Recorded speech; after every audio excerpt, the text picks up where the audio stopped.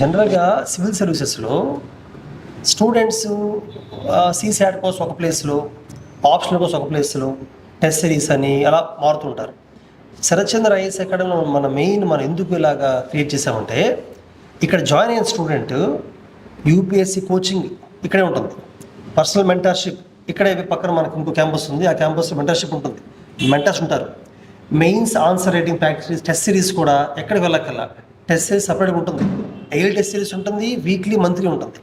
ఇవాల్యుయేటర్స్ ఇక్కడే ఉంటారు, పక్కన క్యాంపస్ ఉంటారు ఇవాల్యుయేటర్స్. ఎనీ టైం ఎగ్జామ్ రాసి ఇవే జరుగుతుంది evaluation. Prelims mains test series కూడా ఇక్కడే ఉంటుంది. అలాగే సీసాట్కి we have a separate set of faculty, వాళ్ళు చెప్తుంటారు. రీసెంట్ చాలామంది కరెంట్ అఫైర్స్ మోడల్స్ అని కొంతమంది బయట ఢిల్లీ చూస్తుంటే బయటకు వెళ్తుంటారు కరెంట్ అఫైర్స్కి, బట్ ఇక్కడే కరెంట్ అఫైర్స్ ఫ్యాకల్టీ ఉంటే టీచర్స్ ఉంటారు. స్టడీ హాల్ కూడా బయటకు వెళ్ళక్కర్లా. We provide free study hall for any student who joins coaching with this study hall. అలాగే చాలామంది యూపీఎస్సీ ప్రిపేర్ అయ్యే వాళ్ళు యూపీఎస్సీ ఒకవేళ మిస్ అయితే స్టేట్ గ్రూప్ 1 కానీ గ్రూప్ 2 కానీ మళ్ళీ ఇంకో కోచింగ్ వెళ్తుంటారు. మేము చేస్తామంటే మా దగ్గర యూపీఎస్సీ కోచింగ్ జాయిన్ అయిన వాళ్ళకి యూపీఎస్సీతో పాటు గ్రూప్ 1 కావాల్సిన, అది టీజీపీఎస్ అవ్వచ్చు, ఏపీఎస్ అవ్వచ్చు, ఎడిషనల్గా state history, state geography cover చేస్తాం.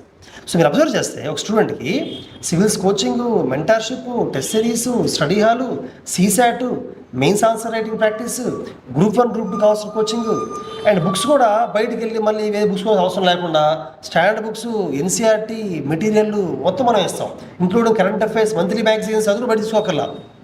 డైలీ హ్యాండ్అవుట్స్, క్లాస్ మిస్ అయ్యారనుకోండి, online classes, record classes, live classes, అంటే ఎవ్రీథింగ్ ఏ సింగిల్ ప్లేస్ అనేది ఉండడమే శరత్చంద్ర ఐఏఎస్ అకాడమిక్ యూనిక్నెస్ అని I can tell very confident అనమాట. అందుకనే ఈ వన్ ప్లేస్ ఇందా చెప్పినట్టుగా ఒక ఎకో సిస్టమ్. మార్నింగ్ వస్తే నేను ఇక్కడ ఉండొచ్చు, చదువుకోవచ్చు, క్లాస్ వినొచ్చు, గైడెన్స్ తీసుకోవచ్చు, మెంటర్ తీసుకోవచ్చు, ఎగ్జామ్స్ రాయొచ్చు, ఇవాల్యుయేషన్ చేసుకోవచ్చు. విత్ ఇన్ 1 ఇయర్లో మన దగ్గరికి వస్తే వీ టేక్ కంప్లీట్ కేర్. మొత్తం స్టూడెంట్ మన కంట్రోల్లో ఉంటారు. ర్యాంక్ ఖచ్చితంగా వచ్చేలా మేము ట్రైన్ చేస్తాం అనమాట ఇన్ మల్టిపుల్ ఎగ్జామ్స్. అందుకనే ర్యాంక్ టెస్ట్లో పడ్డం కారణం అదే. ఇప్పుడు చూస్తే మన టీంలో ఎక్స్పర్ట్ ఫ్యాకల్టీ కాదు, రీసెంట్గా ర్యాంక్ వచ్చిన వాళ్ళు కింద చూసారు బాసంతిని. అంటే ఇంతకుముందు మన టెస్ట్ తీసుకున్న స్టూడెంట్ ఆవిడ, now she got IFS 50th rank. ఇక్కడే ఉండి గైడెన్స్ ఇస్తూ ఉంటారు. అజయ్ గుప్తా కూడా అంతే. అలాగే మనకి కొంతమంది సివిల్స్ ర్యాంక్స్ వచ్చిన వాళ్ళు, గ్రూప్ 1 ర్యాంక్ వచ్చిన వాళ్ళు, ఇప్పుడు మేడం గ్రూప్ 1 ర్యాంక్ వచ్చిన వాళ్ళకి వాళ్ళు ఎందుకు ఉంటారంటే ఎక్స్పర్ట్ ఫ్యాకల్టీతో పాటు ర్యాంక్ వచ్చిన వాళ్ళు కూడా ఉంటేనే స్టూడెంట్కి ఎగ్జామ్ అప్రోచ్ చెప్పగలరు. Not only sharing of information knowledge, approach towards prelims, approach towards mains, optional, CSAT అది ఇవ్వగలుగుతారు. So it's a place where they can get mentorship from rankers, experts, faculty all at once అనమాట. అలాగే thank you so much sir. Thank you for your time. Thank you. Social deal చేసే faculty మన దగ్గర ఉన్నారు, Vinay Kumar sir. So స్టూడెంట్స్కి mentorship ఇస్తున్నారు, ఇప్పుడు మనం చూడొచ్చు. సో దీని గురించి తెలుసుకుందాం. హాయ్ సార్, డిస్టర్బ్ చేస్తానా? ఓకే సార్, అసలు సోషాలజీ ఆప్షనల్ని ఎందుకు తీసుకోవాలంటారు, అంటే దీని ఇంపార్టెన్స్ ఏంటి? సోషాలజీ ఆప్షనల్ ఎందుకు తీసుకోమంటారు? So sociology is very diverse subject, interesting subject, and ఎగ్జామ్లో సోషాలజీ స్కోరింగ్ టాప్ 10లో మినిమం 4 మెంబర్స్ సోషాలజీ వాళ్ళు ఉంటారు. సోషాలజీ ఎలాంటి సబ్జెక్ట్ అంటే ఓవర్లాపింగ్ సిలబస్ చాలా ఉంటుంది. GS 1లో ఓవర్లాప్ అవుతుంది, GS 2లో ఓవర్లాప్ అవుతుంది, social issues, social justice, GS 4లో ఎథిక్స్లో కూడా sociological knowledge. Sociology is nothing but applied ethics. So అక్కడ GS 4లో హెల్ప్ అవుతుంది. అలానే మనకు ఎస్సే ఎన్రిచ్మెంట్కి చాలా హెల్ప్ అవుతుంది. ఇంతకుముందు ఈ 2-3 ఇయర్స్ కాకుండా దానికన్నా ముందు మీరు చూడండి, there will be a one question from sociology. So half of the weightage in essay was from sociology. So overlapping areas ఉంది కాబట్టి sociology అనేది wise choice. I say నా sociology students ని అడగండి why it was a wise choice. మీరు చెప్తారా? Sociology optional మీరు తీసుకున్నారు కదా, సో మీరు మెయిన్గా ఆప్షనల్ సోషాలజీ తీసుకోవడానికి రీజన్స్ ఏంటి? సోషాలజీ అంటే ఏంటి అంటే సొసైటీని చదువుకోవడం. మన చుట్టుపక్కల ఉన్న సొసైటీ ఏం చేస్తుంది, మన పైన ఎటువంటి ఇంపాక్ట్ ఉంటుంది, మనం ఎంత దగ్గర నుండి చూసిన సబ్జెక్ట్ని చదువుకోవడం చాలా ఈజీ. అంటే మనం ఏం చేస్తున్నాం, మన రోల్ ఏంటి, సొసైటీ రోల్ మన పైన ఏంటి అని మనం చూసుకొని నేర్చుకుంటాం. కాబట్టి దగ్గరున్న సబ్జెక్ట్ని ఇంకా బాగా నేర్చుకొని, ఇంకా ర్యాంకర్స్ కూడా ఎక్కువ ఉన్నారు. అంటే మనకు ఫైనల్గా యూపీఎస్లో కావాల్సింది ర్యాంక్ కాబట్టి ర్యాంకర్స్ కూడా ఎక్కువ ఉన్నారు. సో స్కోరింగ్ కూడా ఎక్కువ తెచ్చుకోవచ్చు అని, ఎక్కువ వర్క్ కూడా ఉండదు. అండ్ వినయ్ సార్ చెప్పేది మీకు ఎలా అనిపిస్తుంది? అంటే టెస్ట్ సిరీస్ కానీ, మెంటర్షిప్ కానీ, క్లాసెస్ ఎలా ఉంటాయి? అంటే సార్వి క్లాసెస్ చాలా రియల్ థింగ్స్ అన్ని కనెక్ట్ చేసి చెప్తుంటారు సొసైటీని అలాగా. సో అది మీకు బాగా యూజ్ అవుతూ ఉంటుందా? సార్ ఫస్ట్ స్టార్టింగ్లోనే అంటే తొందరపడి చెప్పకుండా ఫస్ట్ 1 month మొత్తం ఫౌండేషన్ పైన ఫోకస్ చేశారు. అందులో సోషియాలజీలో మొత్తం అన్నిటికన్నా ఇంపార్టెంట్ చాప్టర్ అయిన థింకర్స్ గురించి ఎంత బాగా చెప్తారంటే లైక్ వాళ్ళ బ్యాక్గ్రౌండ్ మొత్తం చెప్పేసి చెప్తారనమాట. దాన్ని మనం సోషియాలజీ మొత్తం అయిపోయిన తర్వాత ఈజీగా మనం దాన్ని అప్లై చేసుకోవచ్చు. క్లాస్ మొత్తం అయిపోయిన తర్వాత అక్కడే వన్స్ రివిజన్ అయిపోయింది క్లాస్లో. మళ్ళీ తర్వాత టెస్ట్ సిరీస్ ఉంటుంది, కరెక్షన్ దగ్గర నుండి అంటే ముందు పెట్టుకుని కరెక్షన్ చేస్తారు. సో ఎక్కువ ఇక్కడ 1-to-1 interaction and 1-to-1 mentorship అనేది ఎక్కువ ఉంటుంది. Sir test series and mentorship గురించి చెప్పండి సార్. చాలా మంది టెస్ట్ సిరీస్ లో జాయిన్ అవుతున్నారు, చాలా మంది పర్సనల్ మెంటర్షిప్ తీసుకుంటున్నారు. బట్ మోర్ దెన్ ఎనీథింగ్ చాలా మందిలో మిస్ అయ్యేది ఏంటి అంటే కాన్సెప్షువల్ క్లారిటీ మిస్ అవుతుంది. అప్లై చేయలేకపోతున్నారు నేర్చుకున్నది, ఆన్సర్ స్ట్రక్చరింగ్ చేయలేకపోతున్నారు, ఇంట్రొడక్షన్ ప్రాపర్గా రాయలేకపోతున్నారు, డిమాండ్ ఆఫ్ ద క్వశ్చన్ అర్థం చేసుకోలేకపోతున్నారు, ఇంటర్లింక్ చేయలేకపోతున్నారు. సో మన దగ్గర మెంటర్షిప్ కానీ టెస్ట్ సిరీస్ తీసుకున్న వాళ్ళకు ఈ ఎక్కడనైతే ల్యాకింగ్ ఉన్నారో 2-3 అటెంప్ట్స్ తర్వాత కూడా వాళ్ళ దగ్గర common mistakes. So it's like 100 students చూస్తే 90-95 స్టూడెంట్స్ ఈ ఏరియాస్లో ల్యాక్ అవుతున్నారు. పాయింట్ ఏంటి అంటే there is a student, so 2 attempts రాశారు, 3rd అటెంప్ట్ మన దగ్గరికి వచ్చిన తర్వాత మనం మాట్లాడిన తర్వాత వాళ్ళు అన్నది ఏంటి అంటే సార్ ఈ ఒక 2-3 సెషన్స్ తర్వాత ఈజీగా మేము ఇంటర్వ్యూ చేసుకోగలుగుతున్నాం. So then I felt very happy, like that is a personal success. So మనము వేరే వాళ్ళని ఏంటి అంటే వాళ్ళ వీక్నెస్ అర్థం చేసుకొని వాళ్ళకి హెల్ప్ చేస్తే that is mentorship. Actually it is not that mentorship అంటే ఏదో ఒక షెడ్యూల్ ఇచ్చి మెంటర్షిప్ చేయడం కాదు. మన మెంటర్షిప్ అంటే ఏంటి అంటే స్టూడెంట్ మన దగ్గరకు వచ్చినప్పుడు సార్ ఇది మేము మీ దగ్గర నుంచి ఎక్స్పెక్ట్ చేస్తున్నాం. అన్ఫార్చునేట్ థింగ్ ఏంటి అంటే కొంతమంది ఫ్యాకల్టీ దగ్గర నుంచి ఏం ఎక్స్పెక్ట్ చేయాలో కూడా తెలియకుండా వస్తున్నారు. అలాంటి వాళ్ళకు ఫస్ట్ 2 సెషన్స్లో జస్ట్ నేను ఒక ఫ్రెండ్ లాగా మాట్లాడతాను. సో నార్మల్గా మీ ప్రిపరేషన్ ఎలా జరిగింది, మీ ఎడ్యుకేషన్ బ్యాక్గ్రౌండ్ ఏం జరిగింది, ఒక్క 2-3 సెషన్స్ తర్వాత వాళ్ళు ఓపెన్ అప్ అవుతారు. Then they will realise that అరే ఈ ఫ్యాకల్టీ దగ్గర నుంచి నాకు ఇవి కావాలి, this is what I want from a faculty అనే క్లారిటీ వాళ్ళకి వచ్చిన తర్వాత దెన్ ఆ హ్యాండ్ హోల్డింగ్ అప్రోచ్ త్రూ వాళ్ళు ఏం ఎక్స్ట్రాక్ట్ చేసుకోగలుగుతున్నారు. So I am being in a position, I am helping them in a position where they can extract what they want from me. So by using my experience, నేను చేసిన mistakes ఏంటిది, వాళ్ళు చేసిన mistakes ఏంటివి, అవి that is what is mentorship. Obviously ఇవి ఇక్కడ ఈ పర్సనల్ లెవెల్లో స్టూడెంట్స్తో కనెక్ట్ అయిన తర్వాత సబ్జెక్ట్ లెవెల్లో ఆటోమేటిక్గా కనెక్షన్ వస్తుంది. See, the question was fundamental right. Basically, the question was telling what are the constitutional perspectives with respect to gender justice. This we have to explain in 2 ways. One is that what are the constitutional provisions, and second, what are the different Supreme Court judgments, that is case laws which are present, which is showcasing that Indian Constitution contains the constitutional perspective of gender justice. That was the basically crux of the whole discussion, whole question. If somebody have understood this flow diagram, that person will be able to write it. Right? So this question was difficult. I found out of all the questions, that question was the most difficult question. ఇది one of the campus. ఇక్కడ mock interviews అవి జరుగుతూ ఉంటాయి and ఇక్కడ materials collect చేసుకుంటూ ఉంటారు. And మనకి different campus ఉన్నాయి. ఒకటి క్లాస్ రూమ్ క్యాంపస్ ఒకటి ఉంది అండ్ మెంటర్షిప్కి సపరేట్గా క్యాంపస్ అనేది ఒకటి ఉంటుంది. అండ్ అక్కడే మనకి స్టడీ హాల్స్ ఉంటుంది, టెస్ట్ సెంటర్ కూడా ఉంటుంది. సో మనతో పాటు వాసంతి మ్యామ్ అని చెప్పి యూపీఎస్సీ IFOS 50th ర్యాంకర్ ఉన్నారు మనతో. ఆ మ్యామ్ వచ్చేసి మనకి మెంటర్షిప్ ఇస్తూ ఉంటారు.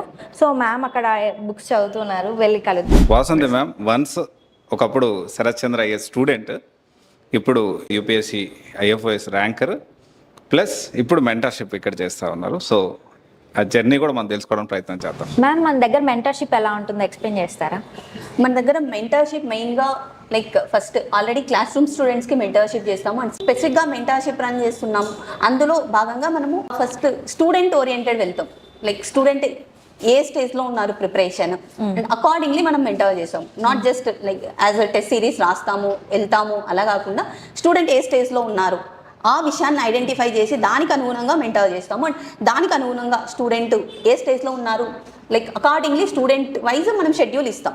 ఇండివిజువల్ స్టూడెంట్కి ఇట్స్ నాట్ అందరికీ ఒకటే షెడ్యూల్ ఫాలో అవుతాము అని కాకుండా ఇండివిజువల్ స్టూడెంట్ వైజ్ షెడ్యూల్ ఉంటుంది.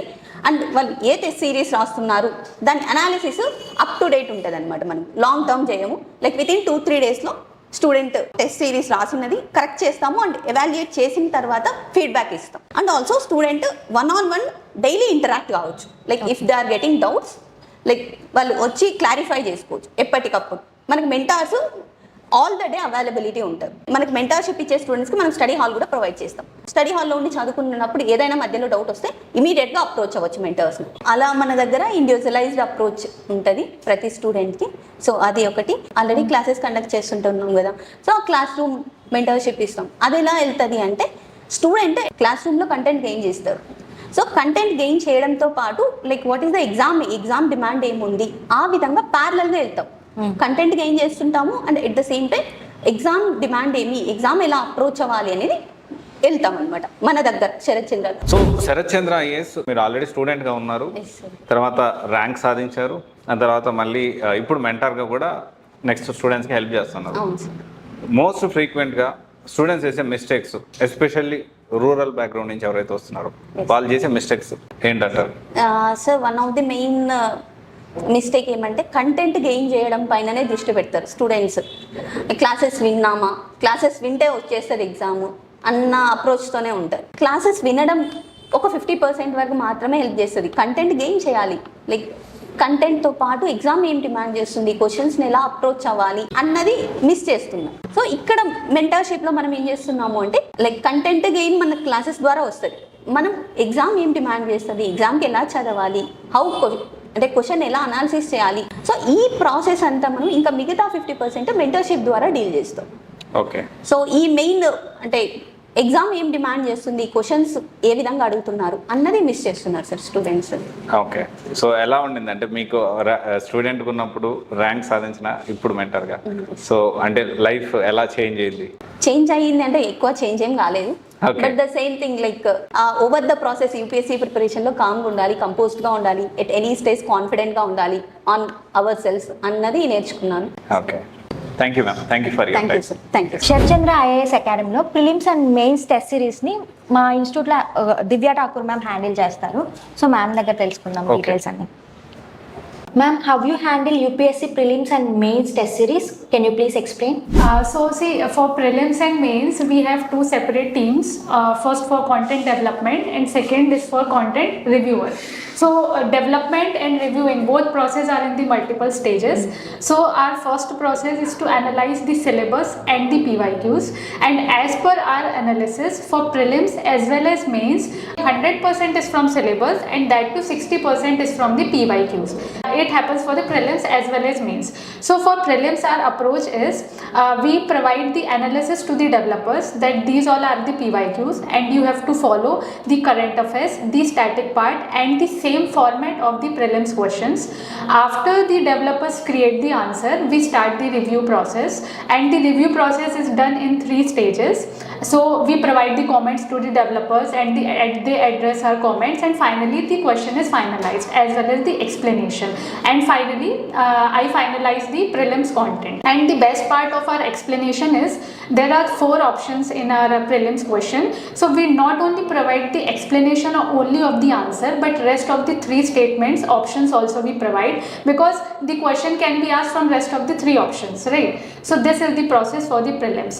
Now coming to the mains part, so 60% of the questions are asked from the PYQs and that too static part is also continuously being asked. So what we do is we sort out the topics which are totally from the static part and then we try to search the news that related to the static part, what current affairs were there in the news. Okay, so in this way we get to know that how we can make the questions according to PYQs of mains. She asked a doubt to me. The doubt is, this is land, okay? This is ocean. I mentioned that winds impact salinity, right? But that point, I did not explain further. I told that just like temperature, salinity is also impacted, no? In reality, what happens is, for example, this is land, okay? Now, let us take offshore winds, offshore. The winds which are coming from the land towards the ocean, offshore winds. When the winds come like this, what happens? The surface water will be pulled by the wind. In tropical regions, what happens is surface water has high salinity because of more sunlight, more evaporation. The surface water has more salinity. And as you go down in the ocean, salinity decreases. In the tropical regions, 37 ppt salinity. As you go down, 36, 35 reduces, right? As winds come, winds pull the top water. So what happens? The bottom water starts upwelling. Originally, salinity is 37. Because of offshore winds, 36 comes up, 35 comes up. So salinity decreases. Understand? So the offshore winds decrease the salinity. You understood?